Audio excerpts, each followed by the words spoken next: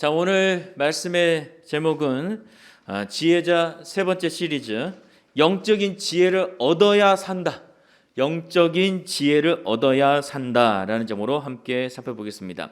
자, 2년 전에 2019년도 7월 달에 94세의 나이로 세상을 떠난 리 아이아코카라고 하는 전 이 크라이슬러 자동차 CEO가 되시는 분이 있습니다. 자, 이분은 1946년도에 포드 자동차, 이 포드 자동차의 평사원으로 입사를 했어요. 근데 이제 능력이 좀 탁월하다 보니까 24년 후에는 마침내 이 포드 자동차의 CEO로 취임하게 되었습니다. 이 CEO로 취임해서 이제 여러 가지 활동을 했지만, 이 포드 자동차의 오너였던 헨리 포드 2세, 원래 헨리 포드의 이 손자인 것 같아요. 헨리 포드 2세와 그 좀 갈등이 있었어요. 그래서 그 갈등 끝에 8년 후에 CEO로 취임한 지 8년 후에 30년 동안 헌신했던 이 회사로부터 어느 날 갑자기 해고를 당하고 말았습니다. 자, 그것도 아주 좀 야비하고 치욕스러운 방법으로 해고를 당했어요. 막 열을 받았죠. 그래서 잠시 쉬려고 했지만 너무 열받아가지고 적극적으로 다시 구직 활동을 나서게 되었습니다.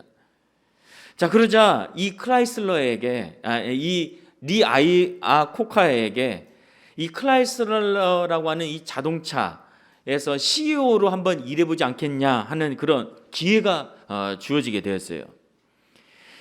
좋은 기회잖아요. 근데 이 아이아코카는 잠시 망설였습니다. 왜냐하면 그때 당시에 이 크라이슬러 자동차 회사는 사상 최악의 적자로 파산 일보 직전까지 왔습니다.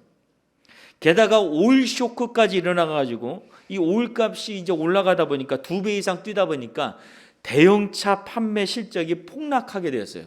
기름 많이 잡아먹는 대형차가 팔리지가 않는 거예요. 그러니까 회사가 더 어려워진 상태에 있었던 것입니다. 그래서 망설이게 되었는데, 이때 아내의 말 한마디가 새로운 의지를 부추겼습니다. 아내가 뭐라고 했냐면, 그 일을 맡아서 금수만도 못한 헨리에게 영원히 뼈에 사무칠 만큼 통쾌한 한 방을 날려주세요. 그랬던 거예요. 영원히 뼈에 사무칠 만한 통쾌한 한 방을 빵 한번 날리라는 거죠. 그래서 이 아이아코카가 이 CEO로 취임하게 됐는데 아주 파격적으로 취임을 했어요. 자신의 연봉을 1년 동안 1달러만 받겠다. 나는 연봉을 1달러만 받겠다 해가지고 이런 승부수로 이 노동조합들을 잘 설득을 해서 함께 이 어려움을 견뎌나가자 이렇게 설득을 했고, 그리고 미국의 정부로부터의 지원을 좀 이끌어냈습니다. 그리고 이 파탄에서 회생할 수 있는 방법이 무엇인가 고민하게 되어지는데, 그래서 새로운 제품을 개발하자. 그래서 개발하게 된 제품이 무엇이냐? 바로 미니밴이에요. 미니밴. 미국 최초의 미니밴입니다. 근데 이 미니밴이 아주 국민들에게 대단한 인기를 끌었어요. 엄청나게 팔렸어요. 그래서 그 결과 1983년에 아이아코카는 아내의 소원대로 헨리에게 통쾌한 한 방을 날리게 되었습니다. 그 해에 포드 자동차는 6억 6천만 달러의 적자를 기록했는데, 이 크라이슬러는 오히려 거꾸로 9억 2천만 달러의 흑자를 내게 되어졌어요. 이 파산 직전까지 갔던 이 회사가 오히려 엄청난 흑자를 남기게 된 것입니다. 이제 이렇게 하다 보니까 대중의 인기까지 얻어서 이 아이아코카는 한때 미국 대통령의 후보군으로 이름을 올리기까지 했습니다. 자, 이 리 아이아코카가 이 파산 직전에 있는 회사를 다시 살려낸 비결이 무엇일까? 참 궁금하지 않습니까? 이 리 아이아코카가 경영에서 아주 중요하게 여기는 한 가지 요소가 있었어요. 그 뭐냐? 바로 결단력이었어요. 결단력. 그래서 그가 이렇게 말을 했습니다. 인생은 타이밍이다. 95%의 확증만 있으면 이를 실행에 옮겨라. 5%를 채워 100%에 도달한 후 실행하려 하면 늦다. 그때는 이전에 확보한 95%의 정보가 무용지물이 되고 만다. 시장이 변하기 때문이다. 총을 쏴서 움직이는 물오리를 명중시키려면 총구를 항상 움직여야 한다 했습니다. 이 인생은 타이밍이니까 그 타이밍을 놓치지 말고 빨리 결단을 하라는 거예요. 빨리 결단.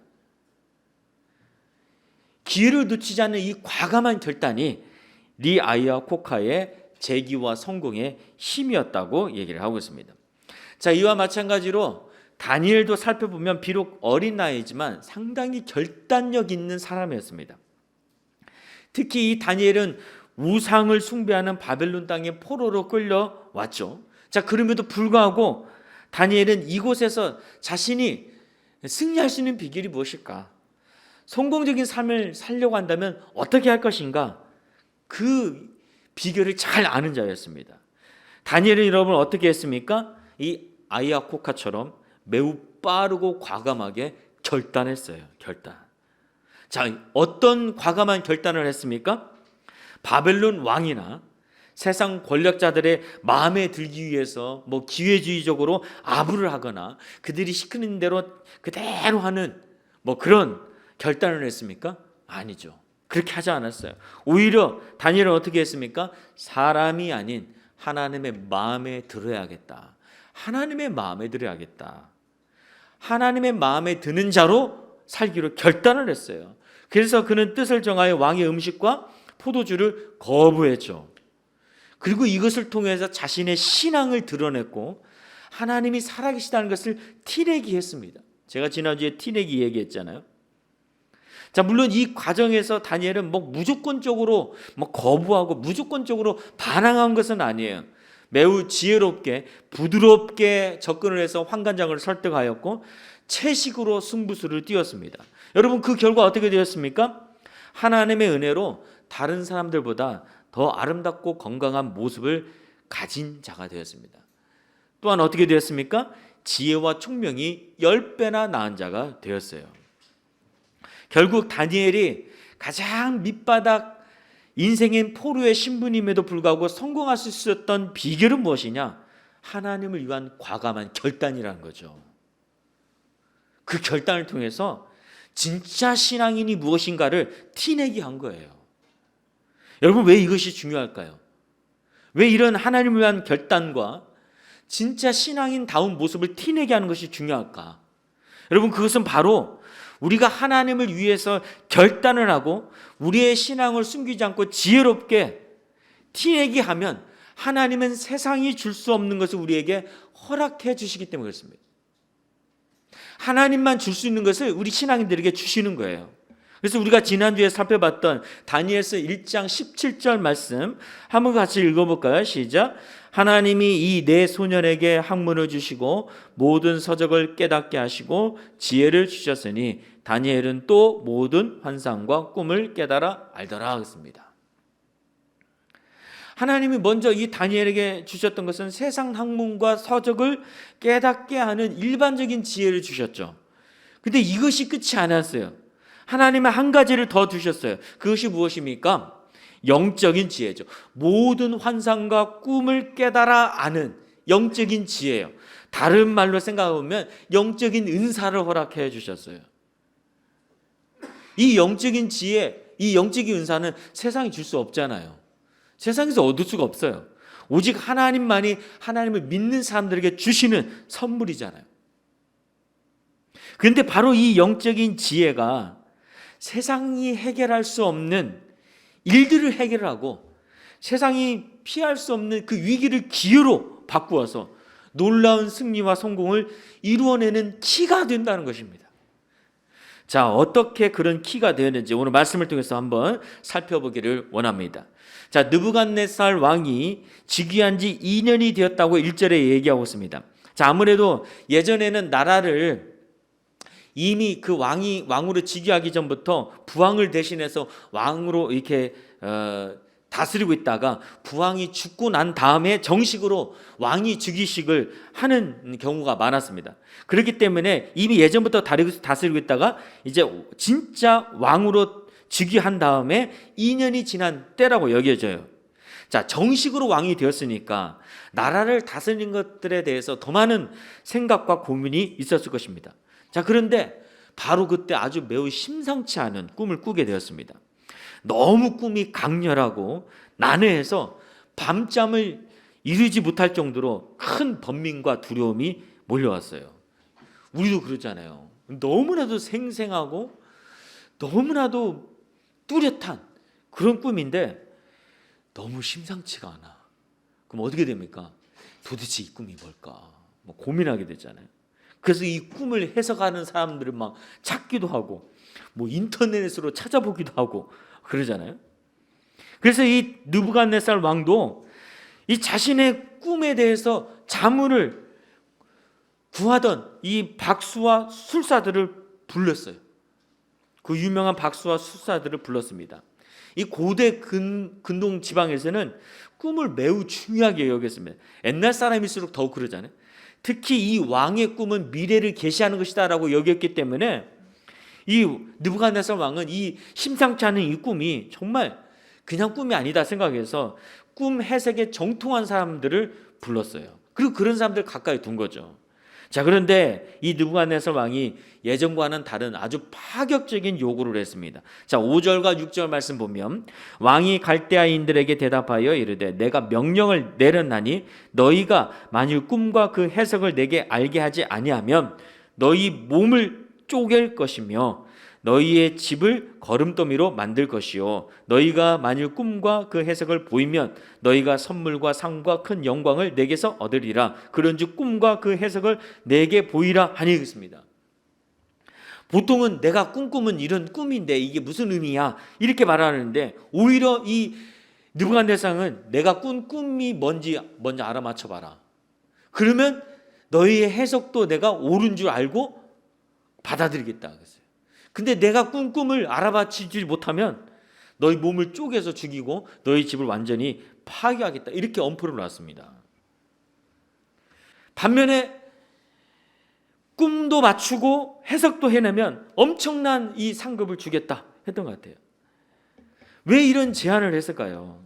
그만큼 이 느부갓네살 왕이 꾼 꿈이 예사로운 꿈이 아니란 거죠. 왕에게 큰 번민과 두려움을 주는 꿈이었다는 것입니다.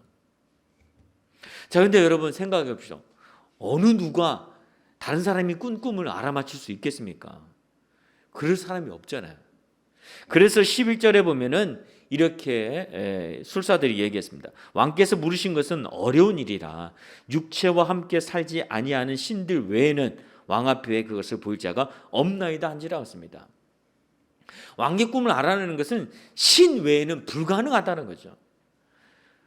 그래서 결국 이 느부갓네살 왕이 어떻게 했습니까? 막 분노하면서 이 바벨론에 있는 모든 지혜자를 다 찾아서 죽이라고 명령을 했습니다.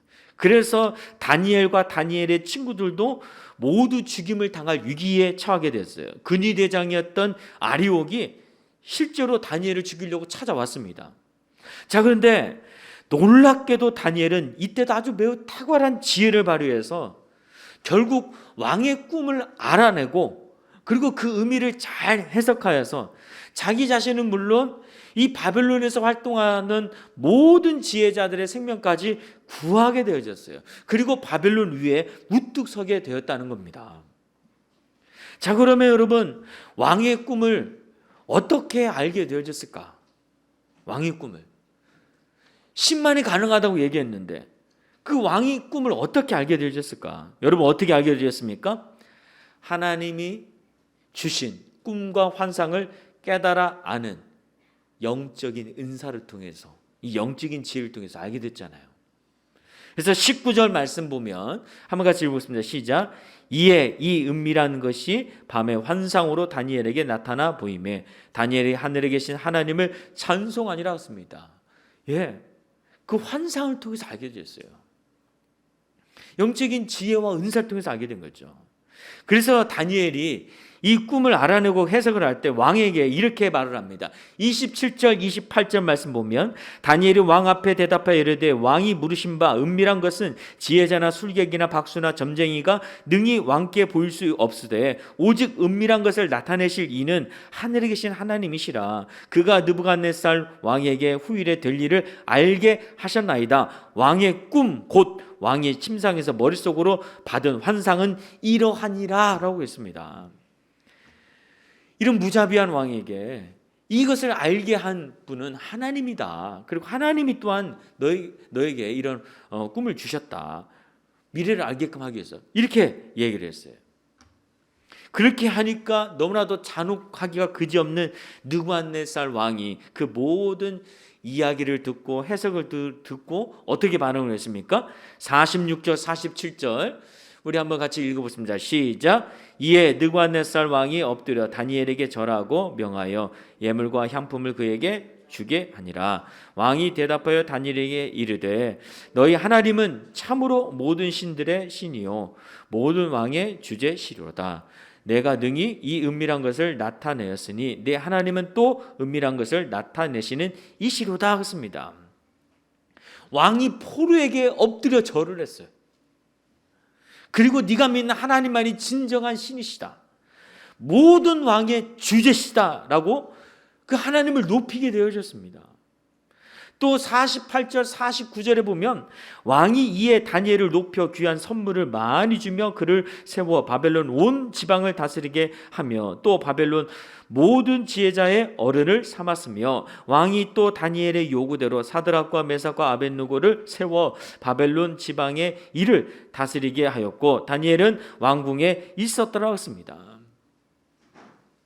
결국 다니엘은 이 모든 이 엄청난 위기의 사건을 통해서 오히려 자신의 신앙을 드러내는 것은 물론 자신이 믿는 하나님의 위대하심과 살아계심을 나타내고 실제로 증명하였고 그리고 그것을 통해서 바벨론 위에 우뚝 서는 자가 되었다는 거예요.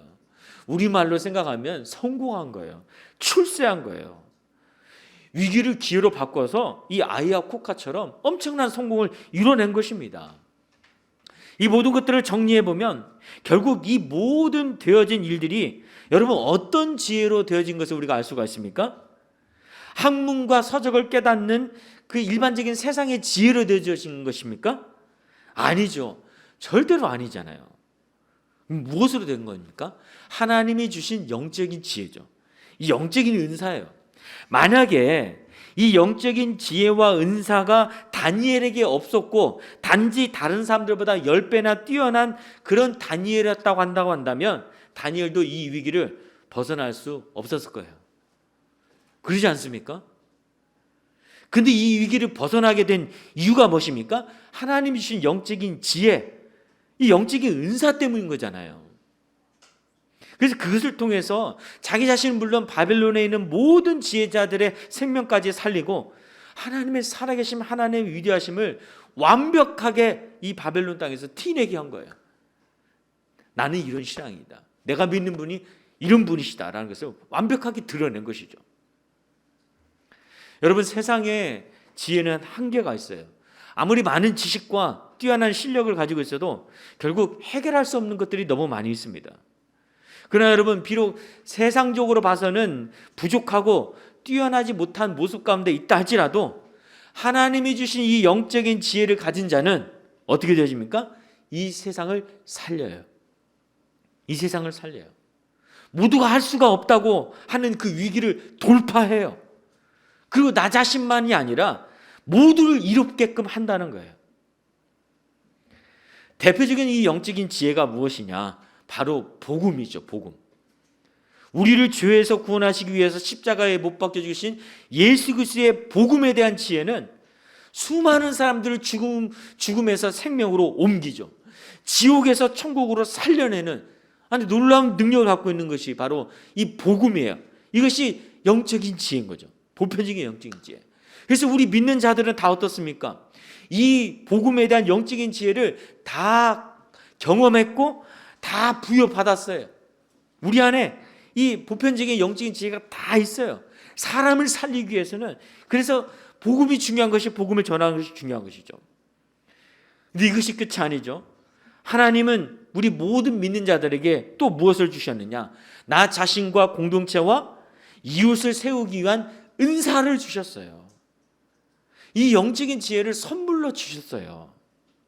그래서 고린도전서 11장 7절에서 11절 말씀 보면 각 사람에게 성령을 나타내시면 유익하게 하려 하심이라. 어떤 사람에게는 성령으로 말미암아 지혜의 말씀을, 어떤 사람에게는 같은 성령을 따라 지식의 말씀을, 다른 사람에게는 같은 성령으로 믿음을, 어떤 사람에게는 한 성령으로 병 고치는 은사를, 어떤 사람에게는 능력 행함을, 어떤 사람에게는 예언함을, 어떤 사람에게는 영들 분별함을, 다른 사람에게는 각종 방언 말함을, 어떤 사람에게는 방언들 통변함을 주시나니 이 모든 일은 같은 한 성령이 행하사 그의 뜻대로 각 사람에게 나누어 주시는 것이니라 했습니다.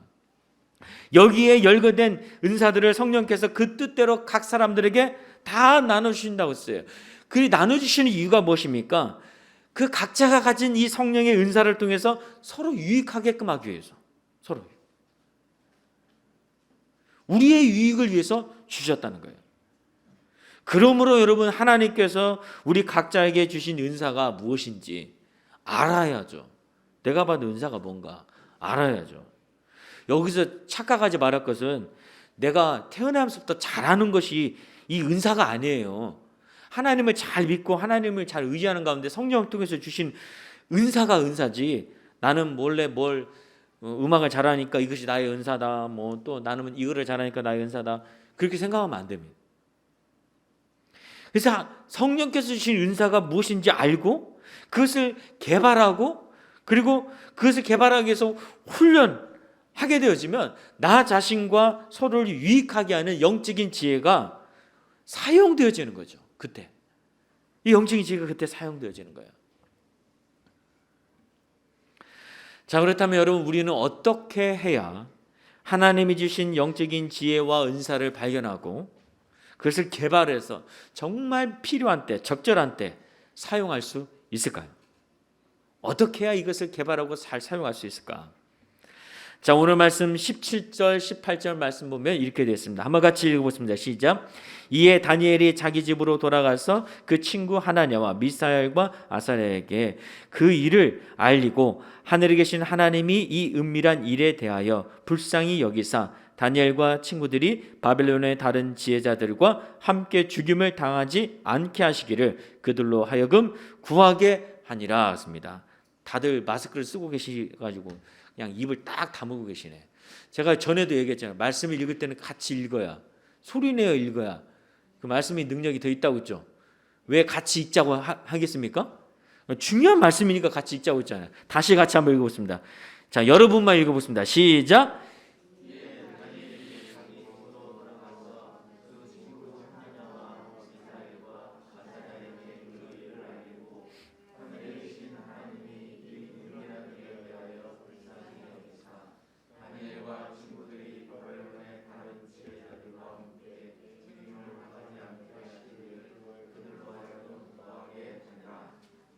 예, 아직도 안 읽는 분이 있는 것 같아요.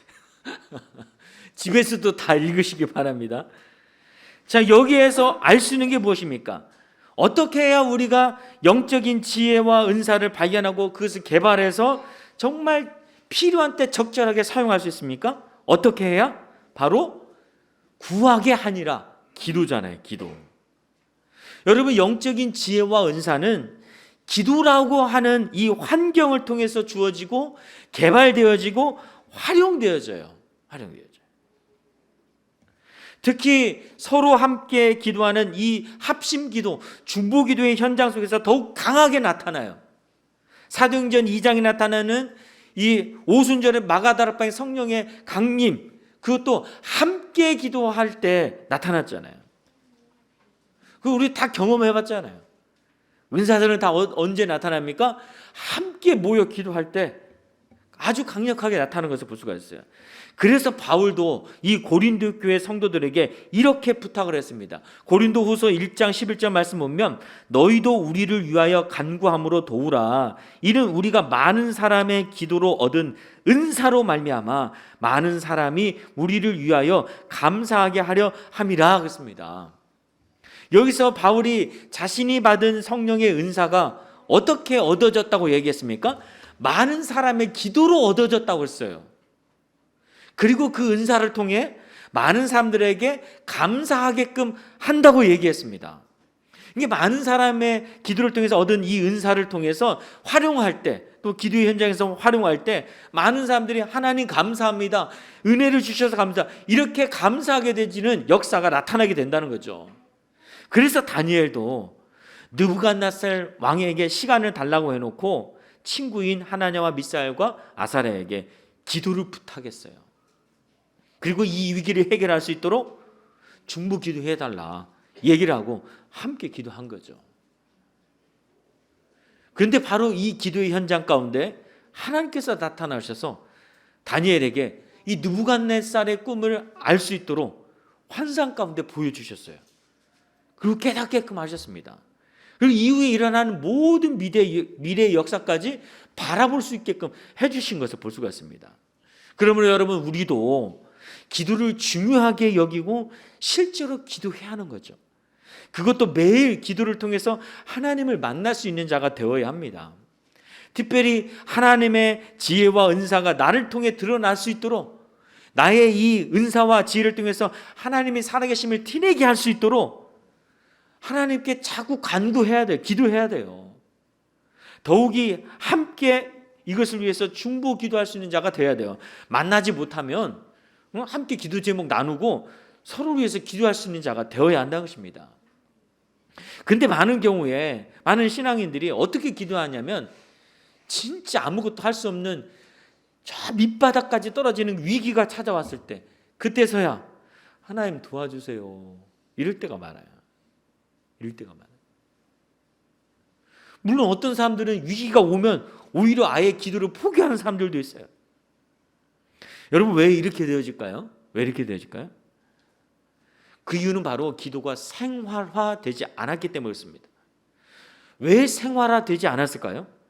여전히 자신의 삶을 위해서는 인간적인 자신의 지식, 자신의 경험, 자신의 지혜, 그리고 세상의 지식과 지혜가 더 중요하고 그것이 더 필요하다고 여기고 기도의 중요성을 간과하기 때문에 그렇습니다. 달리 말하면 하나님을 믿는다고 내가 말은 하지만 실제 생활 속에서는 하나님을 무시하고 살아가는 거예요. 실제 생활 속에서는 하나님을 믿고 안 믿고 그것이 별로 중요하지 않아. 성경에서 나오는 지식과 지혜가 실제 삶에서는 별로 중요하지 않아. 이러면서 하나님을 무시하고 살아가고 있는 것이죠. 그러니까 하나님을 의지하고 하나님께로부터 오는 지혜와 은사를 얻기 위해서 기도하지 않는 것입니다. 그리고 하나님으로부터 이런 지혜와 은사가 온다는 것을 기대하지 않고 기도하지 않으니까 실제로도 오지 않는 거예요. 그냥 매일 자신의 생각과 세상의 지식과 지혜를 따라 살아가고 있는 것이죠. 그러지 않습니까? 사무엘상 28장에 보면 블레셋 사람들이 이스라엘을 쳐들어왔습니다. 이때 왕이었던 사울 왕이 그 블레셋 군대를 보고 두려웠어요. 마음이 크게 떨렸습니다. 엄청나게 쳐들어오니까. 그래서 어떻게 했느냐? 이 사울 왕도 하나님을 찾았어요. 하나님께 기도했습니다. 자, 그런데 여러분 어떻게 되어졌을까요? 28장 6절 말씀 보면 사울이 여호와께 묻자오되 여호와께서 꿈으로도 우림으로도 선지자로도 그에게 대답하지 아니하심으로. 하나님이 아무런 대답을 주지 않았어요. 응답을 주지 않았어요. 왜 하나님께서 응답하지 않았을까요? 평소에 사울 왕이 하나님을 무시하면서 살았기 때문에 그래요. 평소에 하나님을 존중하고 하나님을 의지하고 그래서 하나님께 기도하는 삶을 산 것이 아니라 그렇게 살지가 않았어요. 근데 갑자기 큰 어려움이 딱 닥치니까 그때 하나님을 찾은 거예요. 하나님이 대답하지 않았습니다. 응답하지 않았습니다. 이때 사울왕이 또 어떻게 했습니까? 신접한 여인 무당을 찾아간 거예요. 무당을. 내 기도가 응답이 되지 않고 상달이 되지 않으면 그러면 그 이유가 뭘까? 내가 무엇을 잘못을 했는가 생각을 해보고 자신의 잘못이 생각이 되면 회개하고 더 간절히 하나님 제가 죄송합니다. 저희를 용서하시고 도와주십시오. 하나님을 찾아야 하는데 하나님 응답 안 해? 그럼 나 무당 찾아갈래. 이렇게 한 거예요. 근데 오늘날 신앙인들이 이런 식으로 신앙생활을 한다는 겁니다. 좀 기도해보고 안 되면 그냥 기도를 접어버리죠. 그리고 내 생각대로 세상의 방식대로 여전히 해버립니다. 그래서 결국 하나님이 주시는 지혜를 얻을 수 있는 이 기도를 놓아버리기 때문에 그 통로를 놓아버리기 때문에 결국 이 영적인 지혜를 얻지도 못하고 자신에게 이미 주어졌을지도 모르는 이 은사도 활용하지 못하고 그냥 묻고 썩혀버리고 세상 사람들처럼 살아가고 있는 거예요. 근데 오늘 다니엘은 어떻게 했습니까? 기도했어요. 나중에 보면 알겠지만 하나님께 기도하면 사자굴에 집어넣는다고 위협했을 때도 방문을 열어놓고 하루에 3번씩 기도를 했잖아요. 기도가 생활화되었던 사람이에요. 그러니까 하나님은 그를 도우실 수밖에 없었다는 것입니다. 19세기 영국 북부의 그 어느 작은 골목 집에 침상에서 거의 모든 생활을 보내는 이 장애를 입은 마리안 아들라드라고 하는 아주 병약한 소녀가 있었습니다. 그녀는 몸이 너무 아프기 때문에 자신이 소속된 교회조차도 가본 적이 없어요. 이게 오늘날처럼 온라인 예배라도 드릴 수 있으면 좋겠지만 그러지도 못한 것이죠. 너무 아프니까 교회조차 갈 수가 없었어요. 자, 그럼에도 불구하고 그녀는 우리 교회의 부흥을 위해서 하나님 은혜를 주십시오. 기도했어요. 근데 그녀가 이렇게 기도를 하기 시작하게 된 것은 어느 한 작은 인쇄물 때문이었습니다. 이 무디가 시카고에서 불황의 아들과 함께 어떤 영적인 부흥을 일으켰다고 하는 그 부흥에 관련된 인쇄물을 딱 보고 나서 그녀가 기도하기 시작했어요.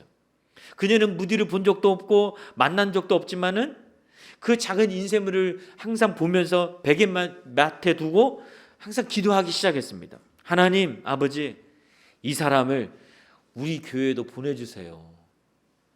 하나님 이 사람을 우리 교회도 보내주세요. 저 미국에 있는데.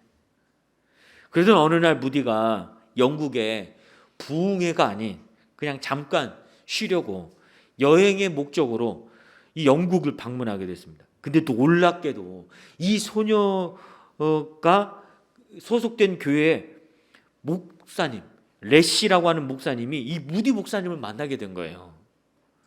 그래서 이 레시 목사님이 무디 목사님에게 우리 저녁 예배 한 번만 와서 인도해 주십시오라고 부탁을 했습니다.